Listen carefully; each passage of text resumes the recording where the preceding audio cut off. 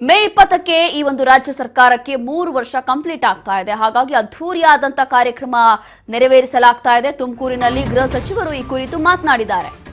ಸರ್ಕಾರದ ಸಾಧನಾ ಸಮಾವೇಶ ಮಾಡಲು ಸಿದ್ಧತೆ ನಡೀತಾ ಇದೆ.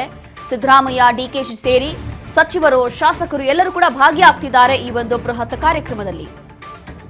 20,000 ಜನರಿಗೆ ಹಕ್ಕುಪತ್ರ, ನಿವೇಶನ ಪತ್ರ ವಿತರಣೆ ಮಾಡಲಾಗುತ್ತೆ. ಹಲವು ಕಾಮಗಾರಿಗಳಿಗೆ ಅಡಿಗಲ್ಲು ಕೂಡ ಹಾಕಲಾಗುತ್ತೆ. ವಿವಿಧ ಕಾಮಗಾರಿಗಳ ಉದ್ಘಾಟನೆ ಕೂಡ ಆಗುತ್ತೆ ಹಾಗೂ ಶಂಕುಸ್ಥಾಪನೆ ಕೂಡ ಆಗುತ್ತೆ ಅಂತ ಹೇಳಿ ಗೃಹ ಸಚಿವರು ಕೊಟ್ಟಿರುವಂತಹ ಮಾಹಿತಿ ಇದು. 1,35,000 ಫಲಾನುಭವಿಗಳಿಗೆ ಸವಲತ್ತು ವಿತರಣೆ ಮಾಡಲಾಗುತ್ತೆ. ಹೀಗೆ 3 ವರ್ಷ ಕಂಪ್ಲೀಟ್ ಆಗಿರುವಂತಹ ಹಿನ್ನೆಲೆ ಒಂದು ಬೃಹತ್ ಆದಂತಹ ಒಂದು ಸಮಾವೇಶ, ವಿಶೇಷವಾದಂತಹ ಒಂದು ಕಾರ್ಯಕ್ರಮ. ಹಾಗಾಗಿ ಇಂಥ ಒಂದು ಶುಭ ಸಮಾರಂಭದಲ್ಲಿ ಏನಾದ್ರೂ ಒಂದು ಒಳ್ಳೆಯ ಕೆಲಸ ಮಾಡಬೇಕಲ್ವಾ. ಹಾಗಾಗಿ ಈ ಒಂದು ಹಿನ್ನೆಲೆ ಈಗ 3 ವರ್ಷ ಕಂಪ್ಲೀಟ್ ಆಗ್ತಾ ಇರುವಂತಹ ಹಿನ್ನೆಲೆ ಈ ರೀತಿಯಾಗಿ ಹಕ್ಕುಪತ್ರಗಳ ವಿತರಣೆ ಕೆಲಸ ಇರ್ಬೋದು ಅಥವಾ ವಿವಿಧ ಕಾಮಗಾರಿಗಳಿಗೆ ಶಂಕುಸ್ಥಾಪನೆ, ಉದ್ಘಾಟನೆ ಇದೆಲ್ಲವೂ ಕೂಡ ಇದೇ ದಿನ ಮಾಡಲಾಗುತ್ತೆ ಅಂತೇಳಿ ಗೊತ್ತಾಗ್ತಾ ಇದೆ. ಹಾಗಾಗಿ ಈ ಕುರಿತು ಗೃಹ ಸಚಿವರು ಕೂಡ ಮಾಹಿತಿಯನ್ನ ಕೊಟ್ಟಿರುವಂತದ್ದು. ಇನ್ನು ಈ ಒಂದು ಕಾರ್ಯಕ್ರಮದಲ್ಲಿ, ಈ ಒಂದು ಬೃಹತ್ ಸಮಾವೇಶದಲ್ಲಿ ಸಿಎಂ ಸಿದ್ದರಾಮಯ್ಯ ಇರ್ಬೋದು, ಡಿಸಿಎಂ ಡಿಕೆ ಶಿವಕುಮಾರ್ ಇರ್ಬೋದು, ಗೃಹ ಸಚಿವರೇ ಇರ್ಬೋದು ಅಥವಾ ಕಾಂಗ್ರೆಸ್ನ ಕೆಲವರು ಶಾಸಕರೇ ಇರ್ಬೋದು, ಸಚಿವರೇ ಇರ್ಬೋದು, ಎಲ್ಲರೂ ಕೂಡ ಭಾಗಿಯಾಗ್ತಾರೆ ಅನ್ನುವಂತ ಮಾಹಿತಿ ಸದ್ಯಕ್ಕೆ ಇದೆ. ಹಾಗಾಗಿ ತುಮಕೂರಿನಲ್ಲಿ ಈ ಒಂದು ಬೃಹತ್ ಕಾರ್ಯಕ್ರಮ ನಡೆಯುತ್ತೆ.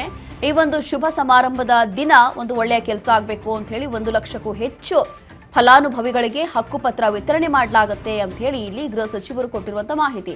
ಮೇ 20ಕ್ಕೆ ಸಿದ್ದರಾಮಯ್ಯ ಅವರ ಸರ್ಕಾರ ಬಂದು, ಗ್ಯಾರಂಟಿ ಸರ್ಕಾರ ಬಂದು 3 ವರ್ಷ ಕಂಪ್ಲೀಟ್ ಆಗ್ತಾ ಇದೆ.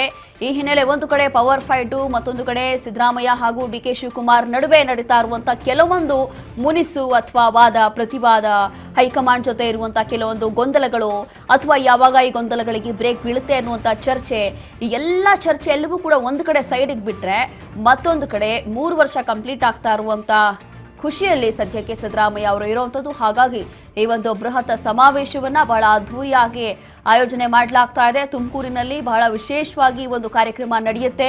ಈ ಒಂದು ಶುಭ ದಿನ ಅಂತ ಹೇಳಿ ಇಂಥ ಕಾರ್ಯಕ್ರಮಗಳನ್ನ ಈಗ ಸದ್ಯಕ್ಕೆ ಆಯೋಜನೆ ಮಾಡಲಾಗಿದೆ.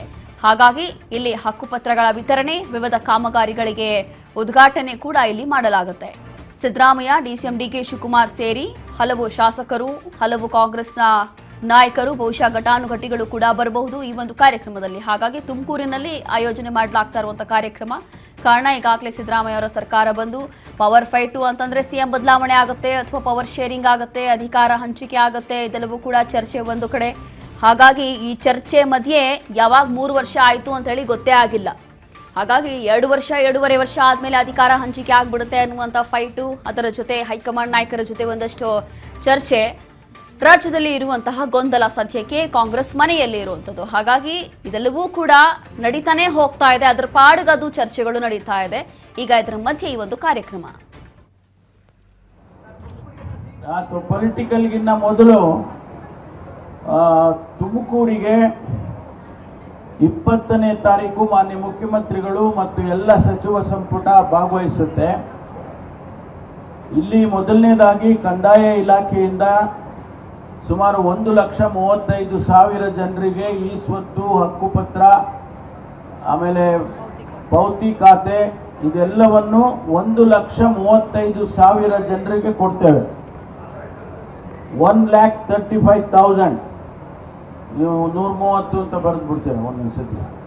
1,35,000 ಜೊತೆಗೆ ಬೇರೆ ಬೇರೆ ಎಲ್ಲ ಇಲಾಖೆಗಳು, ಅದು ವುಮೆನ್ ಆ್ಯಂಡ್ ಚೈಲ್ಡ್ ಇರ್ಬೋದು ಅಥವಾ developmental departments like PWD, Zilla Panchayat and various other departments, ಅವ್ರದ್ದೆಲ್ಲ ಬೇರೆ ಬೇರೆ ಡೆವಲಪ್ಮೆಂಟ್ ಪ್ರೋಗ್ರಾಮಿಗೆ ಸುಮಾರು 200ಕ್ಕೂ ಹೆಚ್ಚು ಅಡಿಗಲ್ಲನ್ನು ಹಾಕ್ತಾ ಇದ್ದಾರೆ ಮುಖ್ಯಮಂತ್ರಿಗಳು. ಅವತ್ತು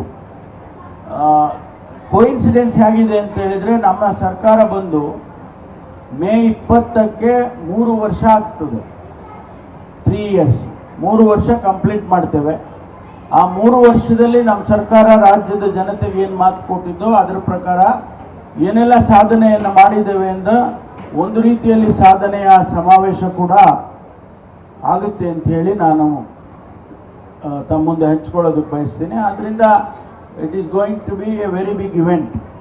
ನಮ್ಮ ಸರ್ಕಾರಕ್ಕೆ ಎಲ್ಲ ಸಚಿವರು ಬರ್ತಾರೆ, ಮುಖ್ಯಮಂತ್ರಿಗಳು, ಡೆಪ್ಯೂಟಿ ಚೀಫ್ ಮಿನಿಸ್ಟರ್ ಮತ್ತು ಎಲ್ಲ ಸಚಿವ ಸಂಪುಟದ ಎಲ್ಲ ಸಚಿವರುಗಳು ಕೂಡ ಭಾಗವಹಿಸ್ತಾರೆ.